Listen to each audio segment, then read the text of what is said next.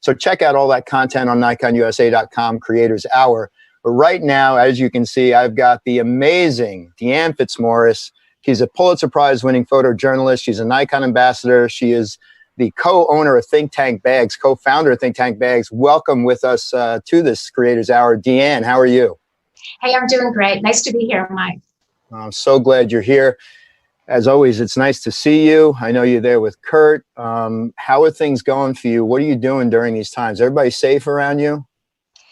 Yeah, everything's fine. It is a crazy time, hard to even wrap our heads around what is happening. As serious as it is, people dealing with health issues, dealing with financial issues, there's a lot of good that I see coming out of this. Personally, it's the first time I've been home this long in a long time. So it's been really great spending time with Kurt. I'm doing a lot of things like reading and watching a lot of podcasts, and it feels like it's a time of personal growth. So it's like tough, and it's again, it's one of these things that we hope to get out of real soon. And we wanted to hit the ground running. You want people to hit the ground running, get it back out there and shoot pictures and shoot video. And this is going to be a great conversation because I know you got some great backstories on your images. And as we move forward, again, you want to talk about focal lengths. You want to talk about, a camera used for a certain feature. Great. We're not looking to sell anything here. We want to sell inspiration and education. And that's what this, kind of interview is all about. So I know you've selected some pictures in your body of work through the years you've been shooting. We're going to talk about those soon. But I want to always start off by introducing you, the photographer, meaning, and I know you're a filmmaker as well, but where did you get started in photography? And at what point do you know you're going to be a professional in the business of imaging? Well, I grew up in Massachusetts. And, thinking back on this, there was something I did when I was 18 years old that really prepared me for my career as a photojournalist. And this is a story I don't think you've heard, Mike. So 18 years old, saved up my waitressing money, bought an old van, a 40 Econoline, navy blue, had the fold down beds inside, complete with shag carpet, the whole thing. I convinced my best friend, Sue, to join me on a trip across the country. So if you could imagine, these two 18-year-old girls, we really didn't know what we were doing, but we were convinced that we were going to make it across the country. My parents, as much as they encouraged my sense of independence and adventure, my mother said, Deanne, there is no way that van is going to make it across the country. I assured her it would, and we set off on our way to California. About 6 hours into the trip, we're on the New Jersey freeway, New Jersey Turnpike, and the van blew up. The engine blew up, completely seized up. It was dead. Mom was right. But I couldn't tell her, right? So, we get to the side of the road. We're on this, 5 or 6 lanes. A big rig truck stops, and this truck was so big it took him about half a mile to actually stop. All the things that happened on this trip really prepared me to be a photojournalist. First of all, adventure, just deciding to even go take this trip. Next, trust. The van blows up. I had to have trust that we were still going to be able to make it to California somehow without a vehicle. Also trust when this trucker pulled over. We trusted him. And there was a bit of luck there too, because he was a good guy. And he took us to this roadside diner. And there we met Rosie. And she was this longtime waitress there. And she took us under her wing. And that was about building relationships that are so important in the work that I do. We will talk about that, but yes, it comes up all the time. Relationships all the time. Are so important.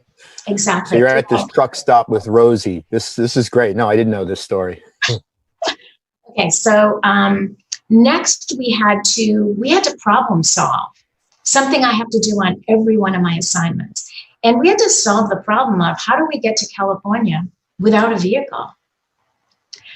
It was a combination of serendipity, of luck, determination, and perseverance. And we did get to California. There were a lot of hurdles, as you can imagine. We ran out of money. Well, we somehow got a vehicle. That's another story. But along the trip, we ran out of money. We ran out of money because my friend Sue had lost her wallet, which had half of our money. And we had to be resourceful. How are we going to get gas? We ended up selling one of our license plates. We had two, so we sold one, got enough money to get gas to the next stop. So the whole trip was filled with all these principles that little did I know I was going to use as a photojournalist.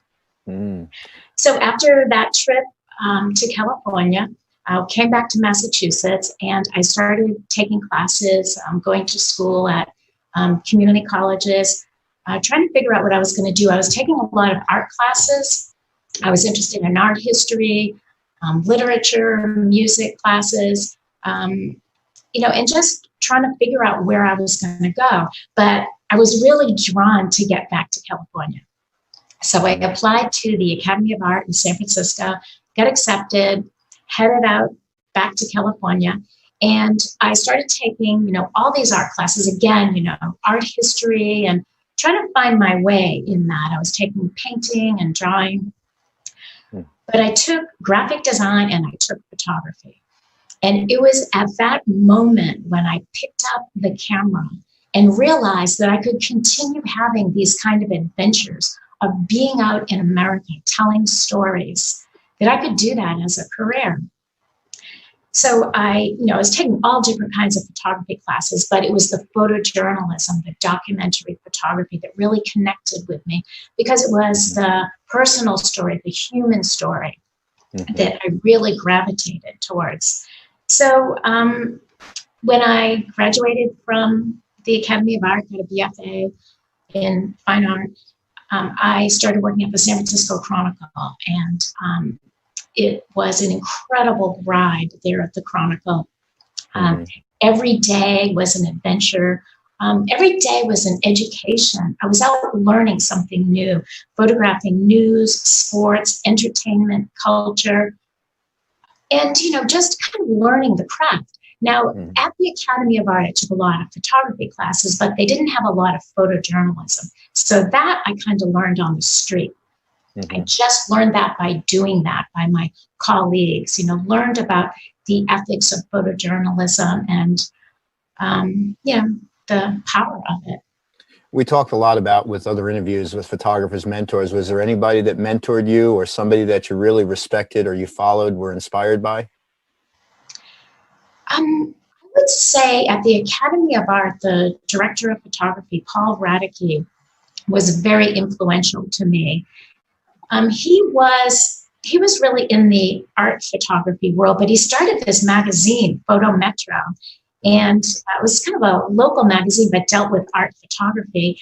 And I started doing photography for the magazine. And probably the best assignment I had was to go photograph Ansel Adams. That's a big one. It was a big one. Yeah, I was still in college, and Paul was interviewing him. So we went down to his home in Carmel, and I just really kind of blew it. I really didn't know what I was doing, and so I look back on that and I say, geez, I really blew a great opportunity to make a meaningful portrait of Ansel Adams. Well, you have come, a long way in your career. You obviously, the credentials, and you've worked for National Geographic, ESPN, Sports Illustrated, a number of magazines on assignment, newspapers. So let's put up the pictures that you sent in, these pictures that are pivotal in your career.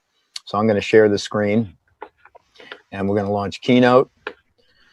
And I know this first picture means a lot to you, and there's a lot of story to tell about this, and please don't leave out any details. What is this picture about?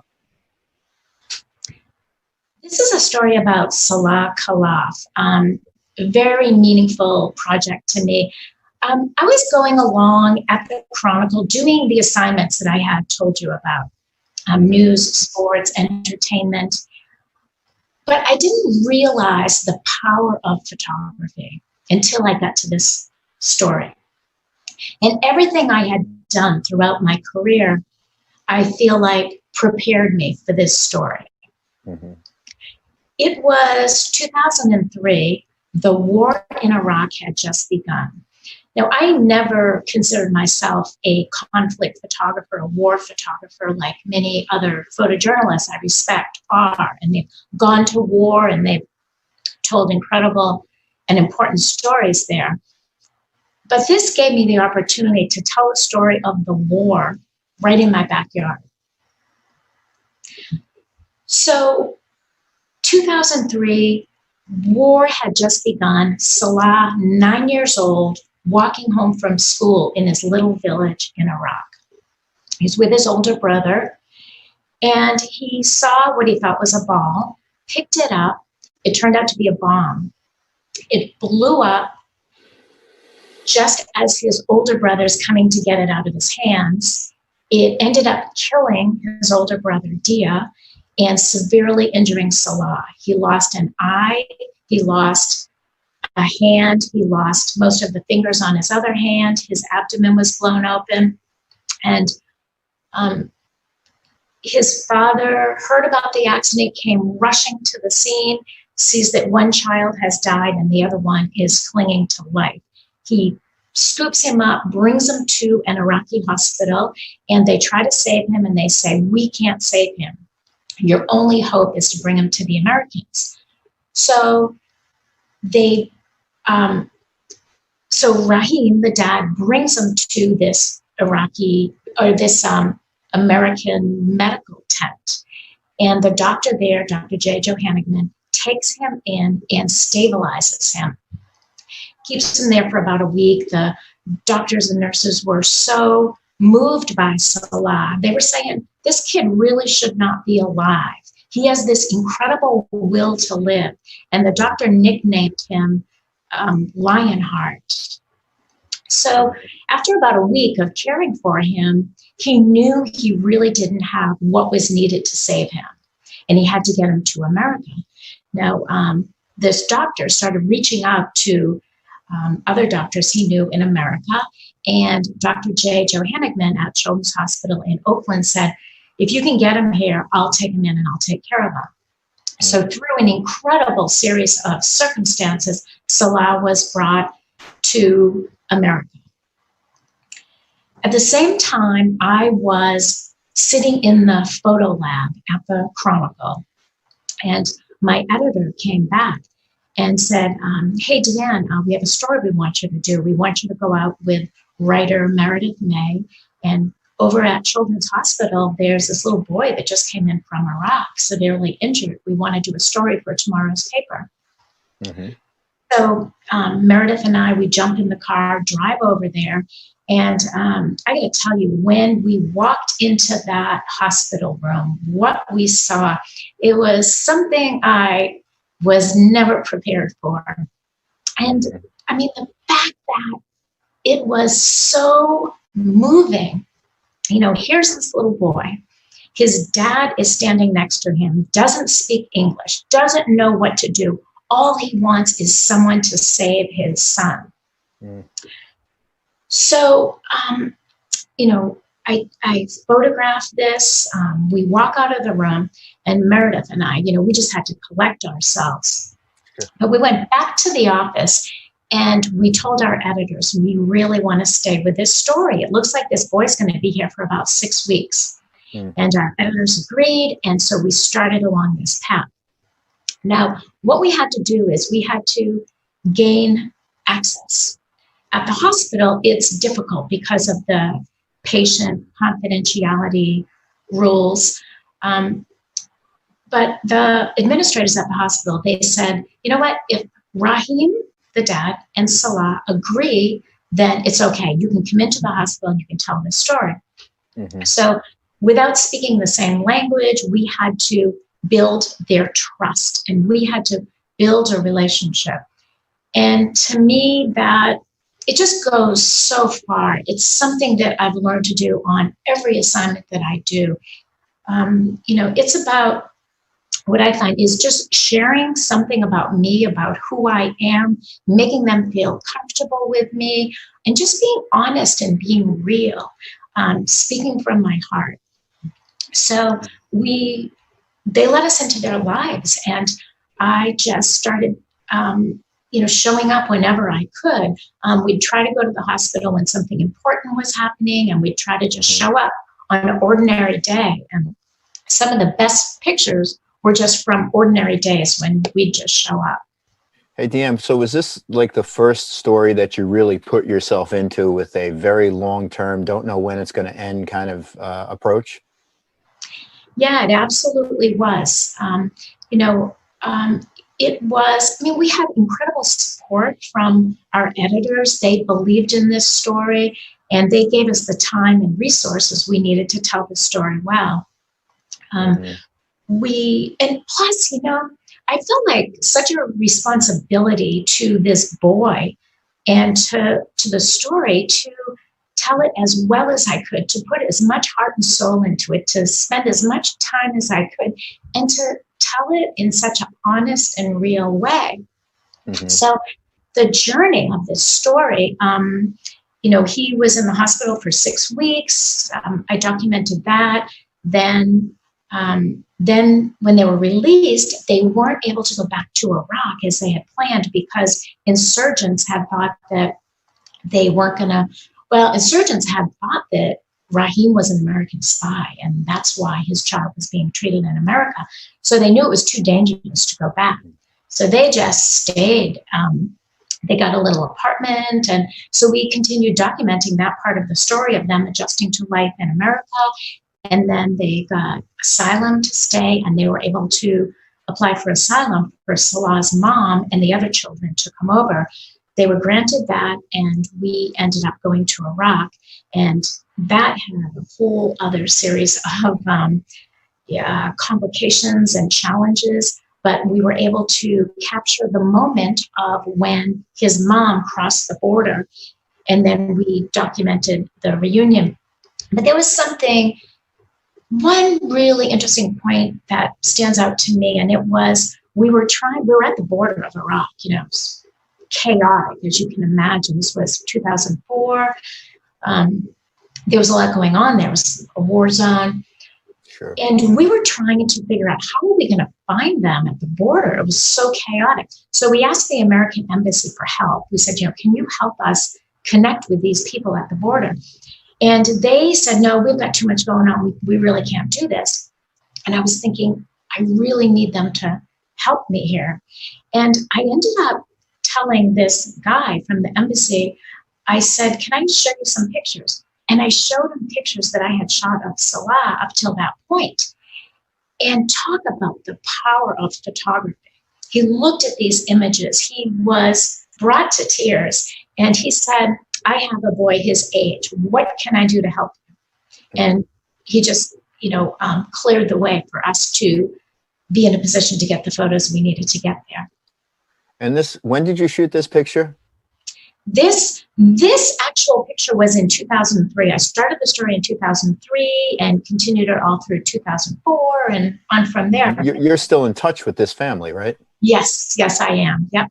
They all live here in the Bay Area, and Salah is now 25 years old. And this was the winner of the Pulitzer, or the series of images, or just this image?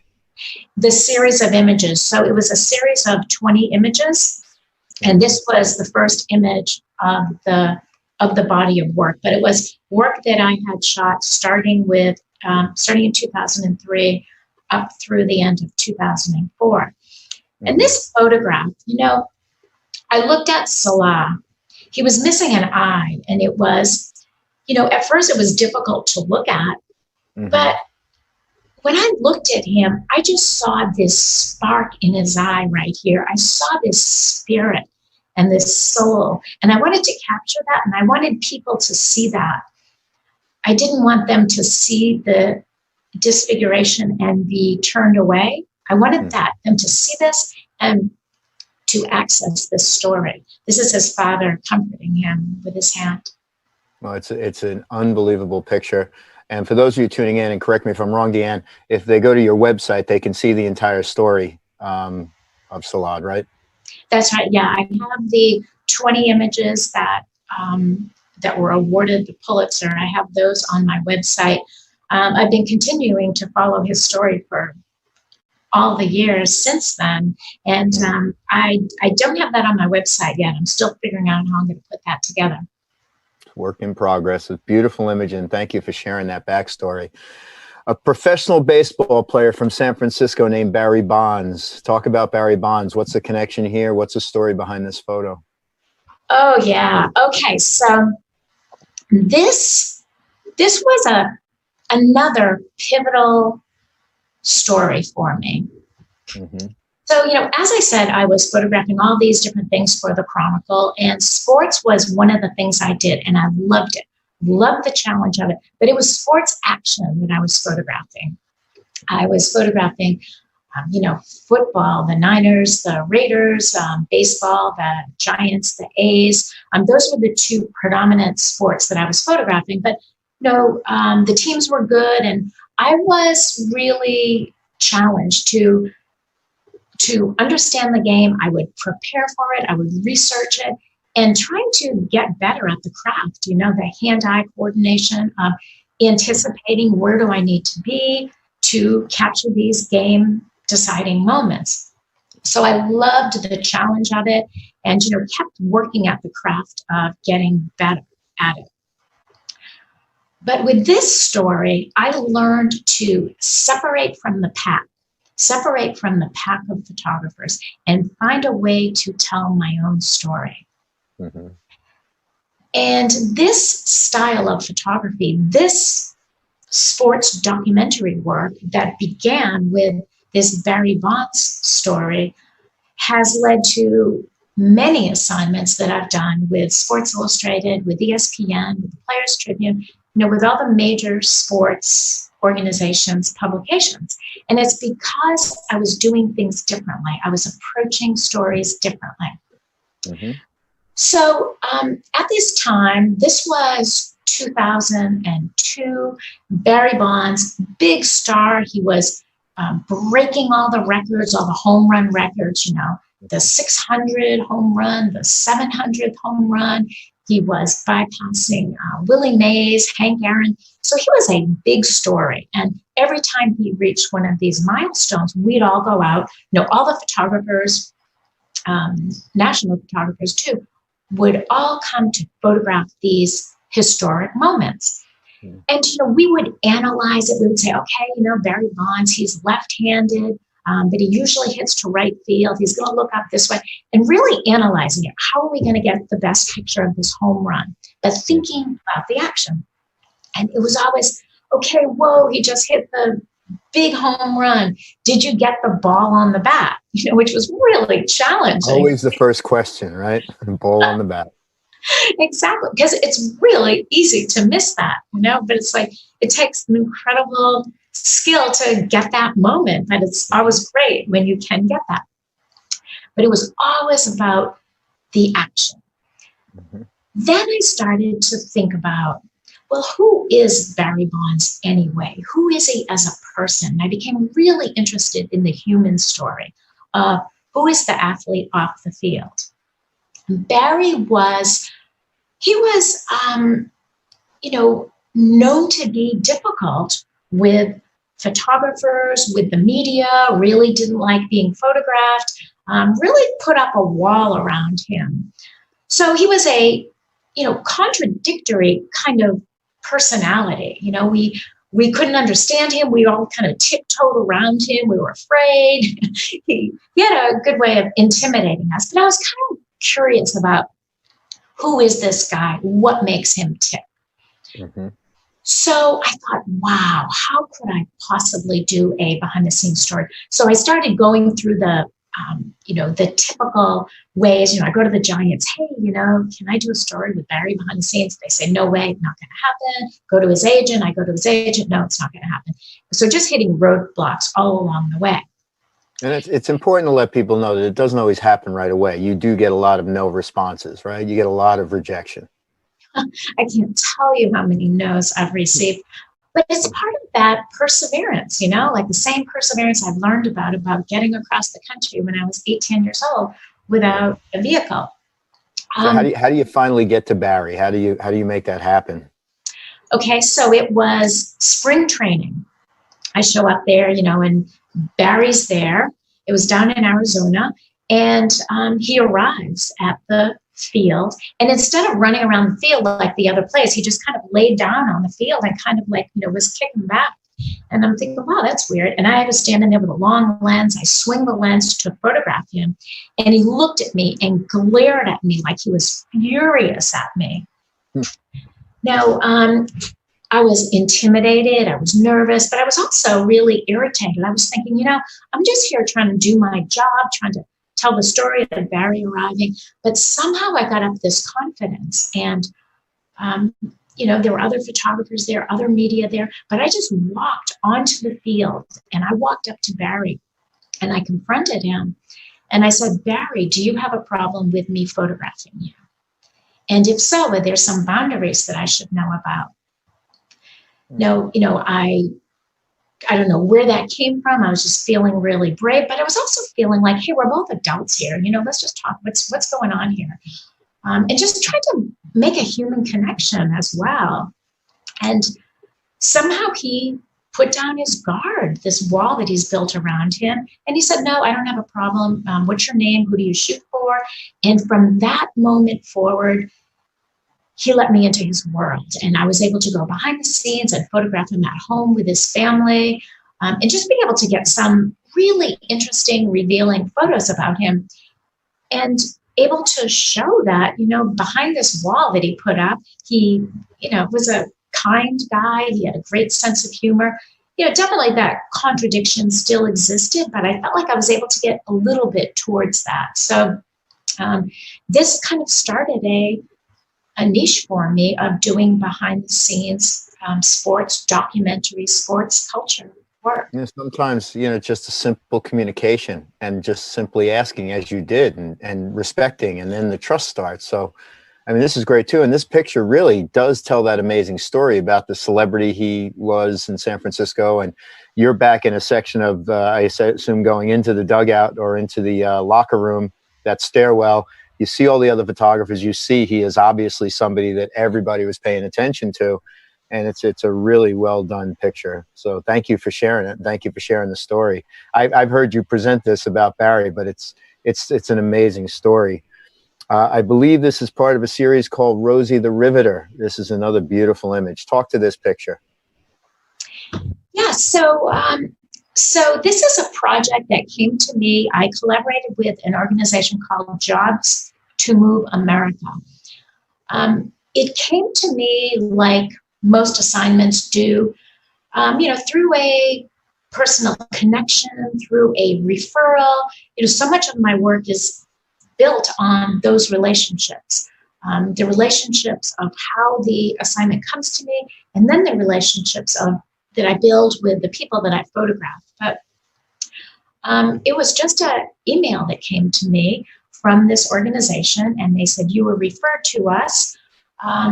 We are looking to humanize and tell the story and bring awareness to the women that are working in manufacturing in America. They're building the trains and buses. They're working in the transportation infrastructure of our country. And we want to show that in this manufacturing world, there's only about 7% of these 500,000 jobs that go to women. And we want to bring attention to this. And Madeline, who came to me with this project, she said, I have this idea. Maybe we could kind of do a modern day Rosie the Riveter. And, how would you approach that? So I loved the idea of modern day Rosie the Riveters. Now, Rosie the Riveters, they're from the 1940s, when the World War II had begun, and women came in and filled the labor shortages of traditionally male jobs. And it was a big moment for women. The iconic image of Rosie the Riveter was born, and it was, an empowering image of women with the bandana and the bicep. So I thought, okay, this is great. How would I approach this? And I was thinking, okay, I could do bandana, and but then I thought, that could definitely come across as hokey. So, trying to figure out how to travel around America, photographing these women in factories, and how to keep them cohesive so they held together as a body of work. And a lot of them were shot inside factories. This particular one, this is Stacy Corcoran. She's an electrician in Illinois, and an amazing woman. She says, "I'm only 4'4", but I'm mean." She leads up a department, with a lot of men, and she is a force to be reckoned with. We were supposed to photograph in the factory, but at the last minute it fell apart, and it's just like, okay, problem solve. How do I deal with this? It's like, this is the 2 hours that I have to do this, and I cannot go in the factory. I was traveling around the country with my assistant, and we were lighting these, but in a real simple way. We were generally using one light, just to add a little bit of pop, but trying to do it in a real documentary style, just capturing that ambiance. But it had rained, and I'm thinking, geez, what are we going to do? And it's like, okay, so she built a train. So, we took her out to the train tracks. It had just rained. And so, there was a great look to the clouds coming in and the glistening train tracks. We just popped a little light on it. But these women, they were also interesting. One of them is a painter on the Brooklyn Bridge. So I climbed up on the bridge and photographed her. And so it just traveled all around, went a lot of shoots in New York, in California, in Illinois, Minnesota. Probably about 8 different states we went to. And then it became a project. Originally it was just for a website presence, but then it became a big exhibit. And that was really great because it brought me back to my art roots. In art school, I was, doing more of these art projects. So, working with a curator and pulling together these images, and it became an exhibit that traveled. It started in Union Station in Los Angeles and ended up going to Washington, D.C. And in New York, it was an exhibit in Manhattan in the art cases in Lower Manhattan. It was up for 2 months. And so it was great. It was a great way to bring attention to these women. And it was a really great project. It's a very empowering image. How long overall did it take you to complete it? I started this in 2014, and I was working on a lot of other things at the same time. But I took a road trip to the Midwest and did a bunch of the shoots then. But over the course of, I would say, 3 years, we were going to photograph different people in different segments of the industry. So. Well, this picture comes together. This is one of those times when you could say the rainy day and clouds actually helped this photo. So that's, the luck of the weather was really good, because I think it brings such a presence and such an attitude to the photo as well as she does, and very well done. Again, telling empowering stories about women working, should be told every day. And this is just a beautiful series. Again, you can go online to see all these on Deanne's website, the series of images. I can't help but laugh at this picture. It brings a smile to your face. There's got to be an interesting story here. I honestly, until I saw this picture the very first time, didn't know goats climbed into trees. So maybe you can enlighten us as to how and why these goats are in the tree. Yes, well, this is an important photo to see during this crazy time we're in, because it does bring a smile to people's faces. Mm-hmm. So I was leading a workshop with PhotoQuest Adventures, and we went to Morocco. I had heard that in Morocco, there were some goats that climbed trees. And I was thinking, that is just the craziest thing I've ever heard. And, what are the chances that we would actually see that? But one day we were driving down the street, and I look over and I see this tree filled with goats. And seriously, it's going to be one of the most surreal things I have seen. It was just so bizarre. And I just looked, and, they're just like hanging out up there. They're eating, so we pull over, get out, photograph this. And, later I came back from Morocco, and people start seeing this photo, and everybody thought it was photoshopped, and like, as a photojournalist, I don't manipulate my photographs. And I told people, I said, no, this is a straight photo. And they were saying, well, what is the story here? So this is an argan tree, and it is the tree that has the argan nuts from which they make Moroccan oil that they use, in hair products and skin products. Now, these goats love these argan nuts. So when these goats are little kids, their keepers train them to go up in the tree, because in the winter, when there's not a lot of food on the ground, they can go up into these trees and they can eat these nuts. So they train them to do that, and then eventually the goats learn to get up there by themselves. So, there was a story, I was like, I needed to research this. I was saying, this is crazy, but there was a story in the New York Times that kind of like laid out why these goats go up there and the story behind them. But it was just a fascinating thing to see. And good. It's so enlightening and enjoyable to look at. And you want to look around at all the goats' faces and see what they're doing. And maybe this is another one of those stories you'll pick back up and do for 10 years. But it's just, again, it's kind of one of those pictures that just brings a smile to your face. And thank you for enlightening me, because I had no clue about the goats climbing a tree or why.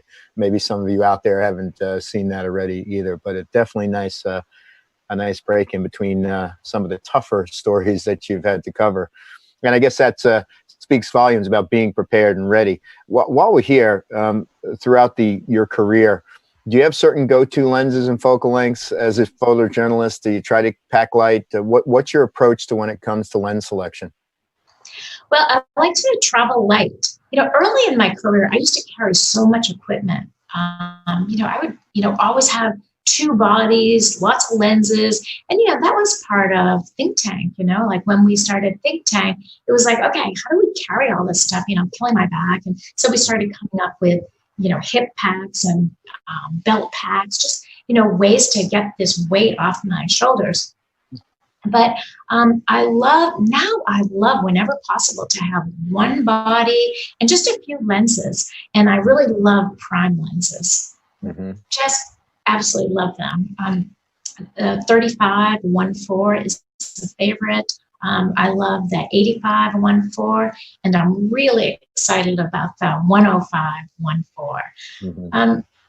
There are certain situations where I feel like I might not be able to move real well, just crowds or whatever the circumstances is. And then I go towards zooms, and I've used zooms a lot throughout my career. The 24-70 2.8 I've used a lot. The 70 to 200 2.8 I use a lot.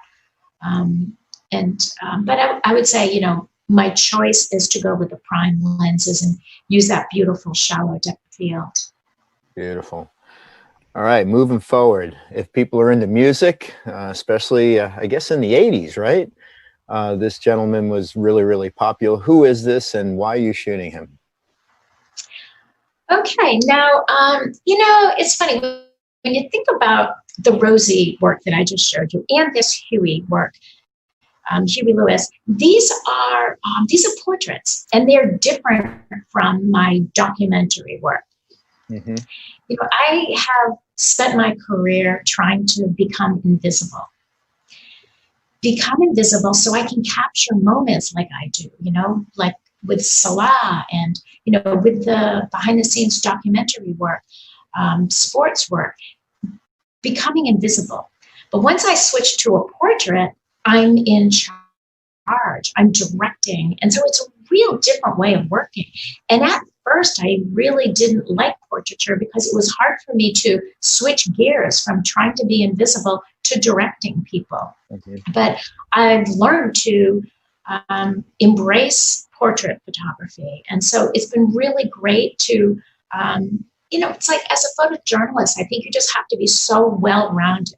So even if someone's hiring me to do a behind-the-scenes sports documentary story like Sports Illustrated, they'll say, come back with a portrait. They need a portrait. So I've really had to work on those skills to develop my portrait photography. So this came to me kind of out of the blue. It was the summer of 2018. I've always been a fan of Huey Lewis. But this email came in from somebody I didn't know. His name was Lowell. And he said, hi, I am the manager of Huey Lewis and the News, and I want to get some updated photos. Would you be interested in photographing Huey Lewis and the News? So first of all, I think, okay, now wait a minute. This guy's name is Lowell, and it's spelled L-O-L. And I'm thinking, wait a minute. Is this a joke? Is this like one of my friends playing a practical joke on me?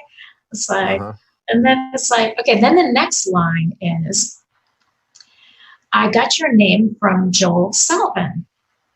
And again, those personal connections, those relationships that you build up through the years.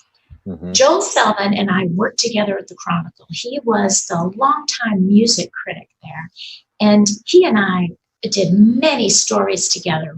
A lot of times he would be covering a show, and I would go out to photograph it. Sometimes it would be interviews, and so since then he's done a lot of books, and he comes to me for author photos and things. So we have this long relationship. So he had recommended me for this shoot, for this Huey Lewis shoot. So then Lowell said, would you be interested in the shoot? And I said, yes, absolutely. So then we start to talk about, okay, like, what are we looking at here? Is this a studio shoot or on location? And he starts to tell me the story. He said, Huey has a new album that he's coming out with, and it's called Weather. It's Huey Lewis and the News. His earlier, very successful album was called Sports. So this one is called Weather. And he said, if there's something that we could do to somehow tie in the idea of weather, he's a San Francisco guy, and, is there something we could do with that? So, we have a creative call, and we're starting to talk about, what are the ideas? What are the possible options that we can do? And we came up with this idea, something about the Golden Gate Bridge. And it was summertime, and, fog comes into San Francisco. We're saying, well, we might get really lucky and the fog will come in. So, there was partial luck that we needed with this. But the first big hurdle is he had to get all the band together. And at this point, the band's living in all different states. Huey's up in Montana, some band members in Florida, they're all over. It's like, okay, let's pick a day. Let's get them all to fly in. So we pick a day, and it was in August. And, that is a pretty foggy month, but I was thinking, geez, I really hope the fog comes in that day. So this happened to be, do you remember, Mike, what we were doing in August of 2018? It was the launch of the Z7. Right. Yes. Yeah. So I was out on a trip. I was photographing the band Ron Artis on the road with the band in Seattle and everything. And this shoot was coming together with Huey, but I was traveling. And so we needed to scout locations, but I was on the road. So Lowell went out and scouted locations, and he was sending me photos, and we would have these, conversations at night. We were sharing photos. We were talking about what we would use for a location. And he warned me. He said, this band, they, like any band really, says, they're real pros. They've been photographed many times, but, they get a little bit antsy. So, I don't know how much time you're going to have with them in each of these locations. We had plotted it out right here under the Golden Gate Bridge. We said, okay, great. If we get fog, it'll be beautiful. But there were also some army barracks close by. And we said, we can go photograph at these barracks. And so we had it figured out. We had 3 different locations, figured out the time of day that would be best. And so everything came together pretty well. Huey shows up, looking like a super cool rock star. He's wearing his long coat, his dark glasses, his gravelly voice. And, cool guy. Was he a cool guy? He was great. He was great. Now, you know that Huey has been suffering with a hearing loss, and that actually delayed the release of his album. So he does have this issue. It's Meniere's disease, and so he hasn't been able to tour. But this project ended up being an album cover. Yeah, I know. We actually have that set up. That's beautiful. Yeah. So it was, when Lowell kind of laid it out to me, he said, this could potentially be an album cover for Huey's new album. And, it's like the little voice in me starts saying, wait a minute, an album cover? And I'm thinking, wow, maybe they should find an album cover photographer. I'm thinking, wow, I haven't shot an album cover before. But, it's like anything else, we go into it with blind confidence and trust it and do the very best we can do. And, it was pretty exciting. I actually just got the album to hold in my hands last week. They just sent it out to me. This album just came out, and Huey has been traveling around. He's been going on all the shows. Yeah. Jimmy. Do you think we have to kind of call out what an album is to some people who may never picked up a record album?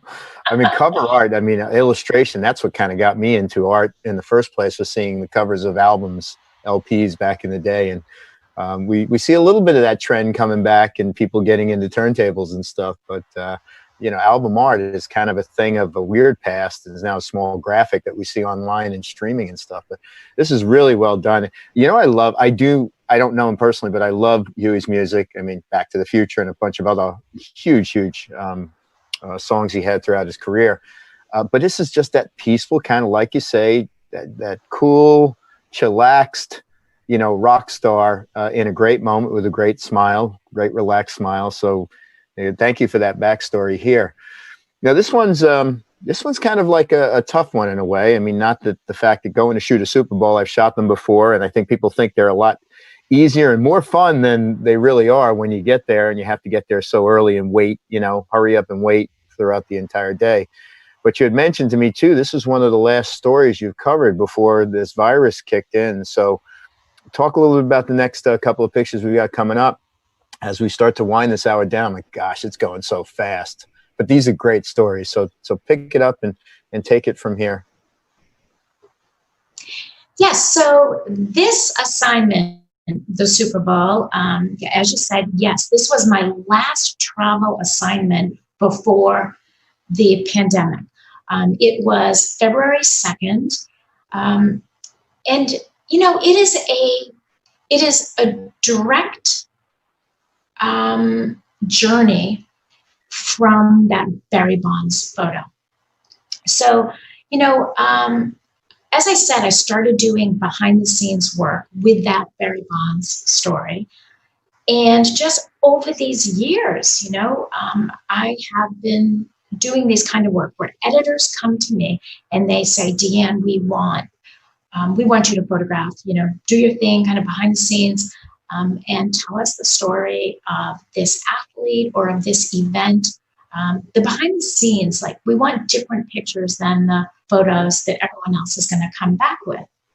Sure. So, I mean, put it in context. There are hundreds of photographers there photographing the action, right? So this is actually an exclusive for most publications to have that BTS or behind the scenes type of assignment. Yeah. So I got the call. ESPN called me. I got a call from my editor there, Jason Potterton. He called me and he said, "Hey, Deanne, do you want to go photograph the Super Bowl, in Miami?" I said, "Jeez, I'd love to. It'd be great." And then, we start talking about, okay, what are you looking for? I said, are you looking for action? Are you looking for behind the scenes? Are you interested in me photographing all the stories around it, the parties and everything that happens, like leading up to it?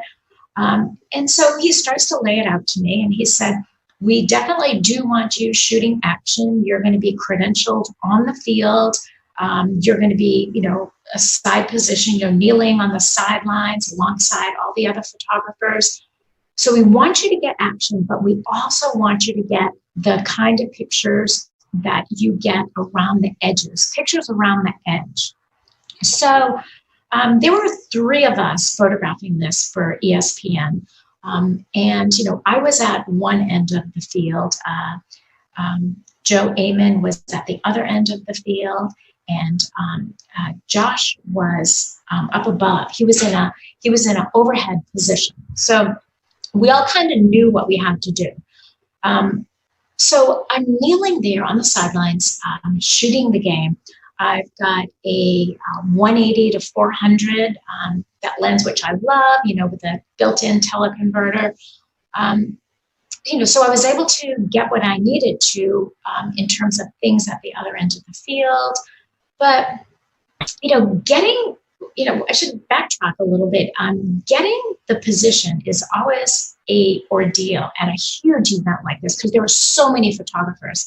And I didn't know if I was going to have a specific assigned place. I've shot, probably about 6 different Super Bowls throughout my career, and they've all been a little bit different. I think they change the rules at different times about where you can be. And at certain times, you've got a certain quadrant of the field, right?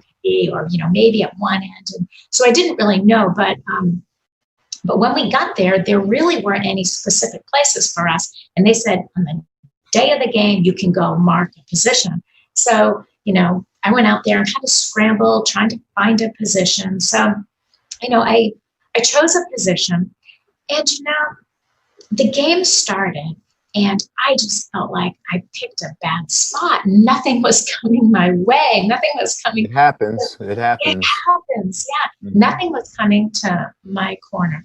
But I was there, with the primary lens I was telling you about. I also had a 70 to 200 lens to get things that were a little bit closer. And then I had a wide lens handy too.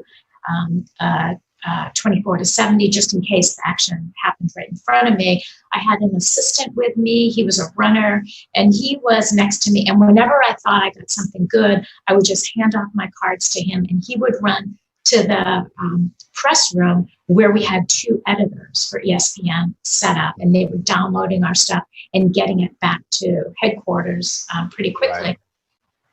So, so I was keeping my eye on the action, trying not to miss anything important, trying to capture. I didn't want to miss the big plays of the game. So I was trying really hard to get those moments, but I was also looking around the edges, looking for something different. And then the game comes down to the last 2 minutes. And this brigade of red coats, you can see them here in the background, they gather around the edge of the field, walk to their arms, and this was before social distancing, walk to their arms, and I knew that the credential I had did not allow me to run out on the field right when the game ended, but at 2 minutes after the game ended, that's when I was allowed to go out on the field. Other photographers were able to go out early. Now, there's a little bit of luck here because the last play of the game ended up at the other end of the field. Mm-hmm. So all the action was up there. And at the time I was thinking, oh, that's too bad. I'm missing, all this jubilation and dejection, storytelling images that were happening. We're all at the other end. And I said, geez, what am I going to do? So I figured, okay, it's been about 2 minutes, but they weren't opening this barricade. And so I just kind of like ducked underneath, ran out on the field, and confetti was just coming down like crazy. I couldn't see. I had confetti dropping all over my head, all over my eyes, all over my equipment. And then I see a couple of players from Kansas City running towards me. And this one player, DeMarcus Robinson, just lay down in the confetti and just started doing snow angels. And so I saw this, I said, nice moment. And I'm just trying to react, trying to shoot this. I'm trying to layer it with the background, with the layers of confetti and the crowd. So that wide angle comes in handy here after an entire game of virtually all telephoto. The wide angle comes in handy. We just have a couple of minutes left, and I know you had one more picture from this same event. I want to know who was better, Shakira or Ms. Lopez. Well, who was the better performer? But what is this picture? It's a beautiful picture, and obviously not football, but part of the Super Bowl is always that halftime show. Well, when you ask me who was better, the two performances during halftime of the. I thought J-Lo was, just so you know, but go ahead. Yeah, it was J-Lo and Shakira. And for me, the best one is always the one that provides the best photo. And Shakira provided the best photo for me, so this is my favorite. Yeah. It was one of those things where my editor hadn't asked me to photograph the halftime show. And, so some photographers, okay, I take this moment to go take a break or go back to check in with your editors or use this moment to, take a bathroom break, to get something to drink, get a hot tub. But I said, yeah, I think I want to shoot this halftime show. Now, they had come over, an official had come over to me and said, if you want to shoot halftime, get over there, over to the Kansas City sidelines with 5 minutes to go before the end of the first half. And, I didn't want to leave the position where I was, so I stayed where I was. I thought it was a better position. But so I ended up getting over to the stage late. I really didn't have a position when I got over there. I was at a bad angle and I thought, oh, geez, this isn't going to work. I'm not going to be able to get a photo. But because I was in a bad photo, I captured this one little moment, which was this photo. So again, not following the packs, being on your own, serendipity, a little bit of luck, the right lens, and you end up with a picture like this. It's phenomenal. These stories are just incredible. Let me pull you back up full screen. There you are. Man, this hour went by really fast, Deanne. Can't thank you enough. Again, what is your Instagram handle? It's my name, Deanne Fitzmaurice. So people can look at your work there. They can go to deannefitzmaurice.com. Is that also a place to go look at the body of work you've done? Yeah, I would say Instagram or my website, deannefitzmaurice.com. Yeah, there's all kinds of places where you can find me, but I would say, probably Instagram and my website. If you're interested in seeing more about the Rosie the Riveter project, there's an actual whole website about that project that's called Women Can Work. Very cool. Well, thank you for giving us your time. Great epic stories. I will close with the pure fact that you're a mentor to me. We've talked about how to approach subjects before and deal with journalistic stories, and you've been a great, great inspiration for me. Those of you tuning in, another epic interview with Deanne Fitzmaurice, Pulitzer Prize-winning photographer, journalist, filmmaker. So please check this out and other stories that we have done, the challenges we have through the Creators Hour, Nikon School Online, available through the month of May for free. All kinds of challenges and 2-minute videos of what ambassadors are doing. Check it out on the Creators Hour's website. We can't thank you enough for tuning in. When we get beyond all this, everybody's going to hit the street running, taking great pictures and great films. So thank you for tuning in. And for Nikon, I'm Mike Corrado. Please stay safe.